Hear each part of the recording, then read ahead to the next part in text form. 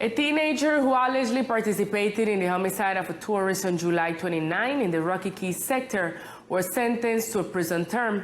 The prosecutor office announced that it seems that for the murder, each participant received 2,500,000 pesos. De acuerdo con la investigación, el joven de 17 años. According to the investigation, the 17-year-old young man was apparently in charge of indicating to the assassins the exact place where the victim would be, who was on vacation with his family. The murder also involved other people who were paid 2,500,000 pesos for committing the crime. By court order, the minor was apprehended last November 21st in the facilities of the San Andres Police, where he was taken to be identified. The prosecutor office charged the teenager with aggravated homicide as an accomplice, a charge that was accepted. It should be recalled that the events occurred on July 29 in the Rocky Key sector, where unknown people with a firearm wounded Michael Ruiz Riascos, who was on vacation with his family. Before people on the scene reacted and put the wounded man in a vehicle, moments later the man died at the hospital.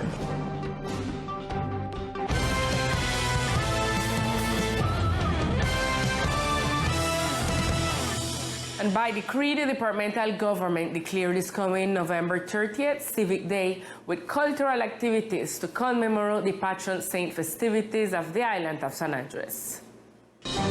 Decree 0787 was released where next Wednesday, November 30th, 2022 was declared Civic Day on the island of San Andres, with the aim of commemorating the Feast of San Andres through the realization of protocol, institutional, cultural, artistic, sporting, and gastronomic events of great importance for the entire island community.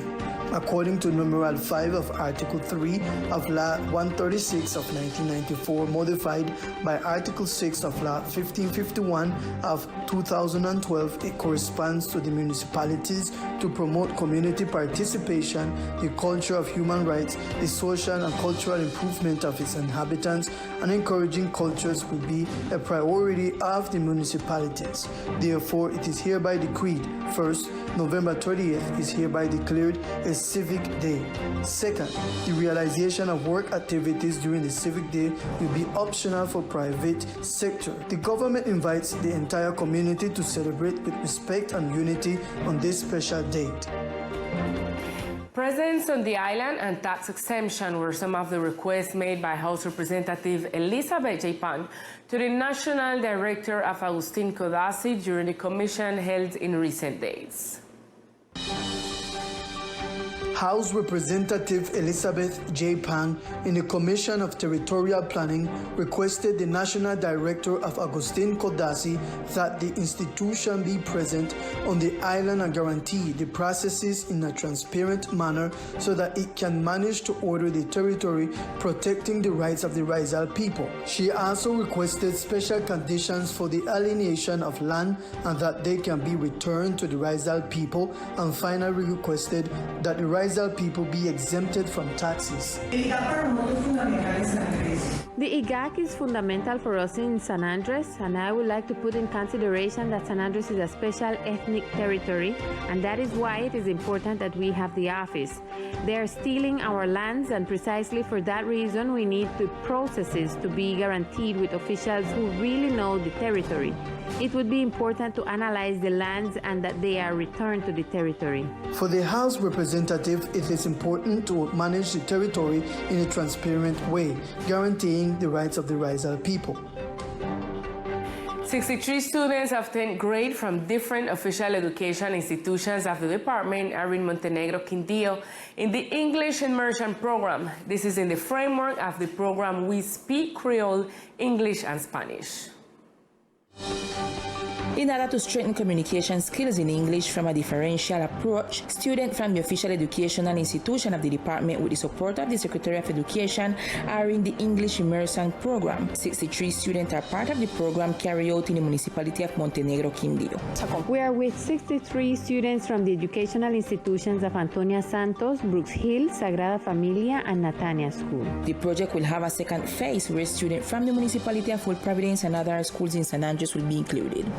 In the second phase of the immersion program that will take place in 2023, the students at the municipality of Old Providence and the other institutions of San Andres that are not included in the first phase will participate. With this project, the administration aims to improve the students' communicative competencies in English. And the manager of the Social State Enterprise announced that 7 projects were presented in favor of improving the services provided by the health entity to the community. Following are the details. The Departmental Social State Enterprise is in the process of submitting 7 projects, some of which have already been presented and others are still in the process of improving to meet the needs of the users. The manager of the entity explained in detail what they are and their need for the community. Radicamos el proceso de adquisición de un mamógrafo para la. We are in the process of acquiring a mammograph so that this service can be provided to the community. On the other hand, we are submitting the provision of high-tech biomedical equipment for the imaging service of the Social State Enterprise and also to expand the range of services offered.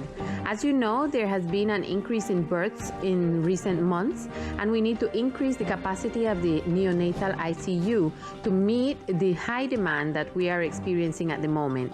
Likewise, technological renovation is also important to give greater security and confidence to expectant mothers who are going to have their babies in the departmental hospital. She also indicated that a project for the improvement of the outpatient unit of the departmental hospital has been submitted. Con la presentación de este proyecto que estamos contemplando, pues la adquisición. With the submission of this project, what are we contemplating? Well, the acquisition of new implements for outpatient care such as gooseneck lamps, Doppler, fetal monitors, vital signs monitors, and dental units. We have taken the task of presenting these projects. What we lack is the favorable concept and to make adjustments in other projects that have been reviewed and adjustments have been requested. But we want to tell the community that they can be confident that next year there will be a considerable investment in technology to guarantee a better service for all. The manager of the SSE also announced the commitment to renovate all the equipment in the physiotherapy area, the blood bank of the island, and the provision of furniture for the healthcare area, which will be completely renovated for the comfort of the users by mid-2023. In other news, the Executive President of the Chamber of Commerce of the Department, Jennifer Yepes, announced through a press release that on Thursday, December 1st, 2022, elections will be held for members of the Board of Directors of the entity for the period 2022-2026. For the period 2022-2026, 4 principal members with their personal substitutes will be elected to form part of the Board of Directors of the Chamber of Commerce of the Department, for which natural and legal persons may vote through their legal representative who are included in the electoral census published by the Chamber of Commerce. These are particularly those merchants who during the 2 years prior to March 31st, 2022 have uninterruptedly maintained the quality of affiliates and met the requirements set forth by Law 7027 of 2014. Como cada 4 años y de acuerdo a la regulación contemplada As every 4 years and according to the regulations contemplated in the chamber entities of the country, this year on December 1st, we will have the election day for board members for several months. And according to the guidelines of the Superintendents of Services that governs us, we have been developing each one of the points in the electoral calendar that was set before the beginning of the year. We have registered businessmen who are renewing their commercial registration, and we have affiliates who already know who can exercise their right to vote and who cannot, according to the validation of the Superintendents of Services in these months. The invitation is to vote at the polls that will be in both islands from 8 a.m. and that the affiliates of the department can choose who will be the members of the Board of Directors that will be in force from 2023 to 2026. There are 4 eligible lists published on the Chamber of Commerce website where the candidates aspiring to be part of the Board of Directors of the Archipelago Department will be shown, in addition to other networks where they make their campaigns. And now it's time for Sport News with Victor Fosalva.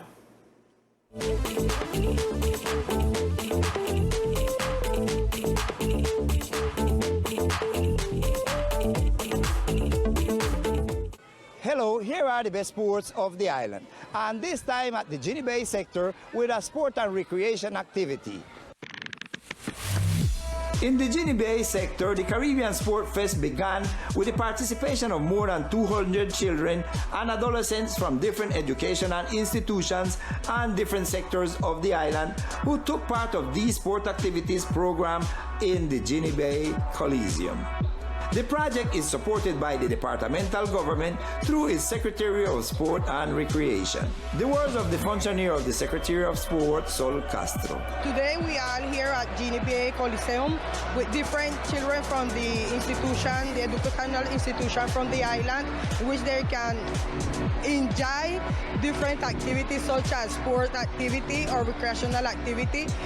We try to make this activity to bring up the children them and to take them out of the bad road so that they can enjoy themselves and do something different. The Secretary of Sport from the department staying present with all his workers, administrative workers, as well as his monitors. It was a very fun day for the children who participated in this sporting event, which also had refreshments and food for the participants in the event. And on another scenario, Caribbean Storm with 2 defeats against Titanes of Barranquilla. Titanes won again against Caribbean Storm at the Ginny Bay, getting their second consecutive victory, this time with a score of 77-67, looking for their 7th title, this time in the city of Barranquilla, where they will be facing the island team in the 3rd game. It was a tough game where the local team in the first quarter deployed an offensive attack, taking advantage of the game down in the paint and with good effect of the perimeter, with Andres Ibargüen and Michael Jackson standing out again. In the second quarter, the Barranquilleros, led by their coach Tomas Diaz, used the fast break, transition and pick and roll offense with the effectiveness of Zamora and Soren De Luque under the boards. It was a very even game where the Barranquilla team attack was commanded again by the pick and roll, and the Panamanian Oglive and his playmaker Puerto Rican Rodriguez to close out the 4th quarter in favor of Titanes of Barranquilla. In the last quarter, the Islanders were short offensive definition and defensive strategies to counterattack the powerful attack of the Titanes team, who demonstrated their offensive artillery and experience on the court over the island team. The combination of offensive attacks and defensive deployment helped Barranquilla team to win this game 77-66, taking the series to the Elias Chewing in the city of Barranquilla. Words from coach Ivan Garcia, who gave us the summary of what happened in the game. El juego se diseña para llevarlo de una misma manera. The game is designed to make it in the same way, keeping our range of motivation and our offensive work. Today we had defensive mismatches in the first quarter and part of the second quarter. We had a lack of concentration in what was required in the game, identifying players who could have provided the offensive power of them. But we had some mismatches on defense, and more than anything else, lack of concentration was what made the difference with a team that today showed offensive forcefulness in a format of 5 players in double digits. I am convinced that the players who entered the rotation were the ones who made the difference in today's game. Words of Panamanian player Ayarza. Nosotros ya sabíamos que we already knew that this was what was going to happen. I think that on defense, we were not totally focused on how to defend that pick and roll that they play. It is something that we did not know how to defend, why they did take advantage of this offensive action. Soren De Luque was decisive to the Barranquilla team with 19 points, 12 rebounds and 3 assists, while Josimar Ayarza was the best for the island team with 22 points and 4 assists. The next game will be played tonight at 8:10 p.m. in the Elias Chewin Coliseum in the city of Barranquilla.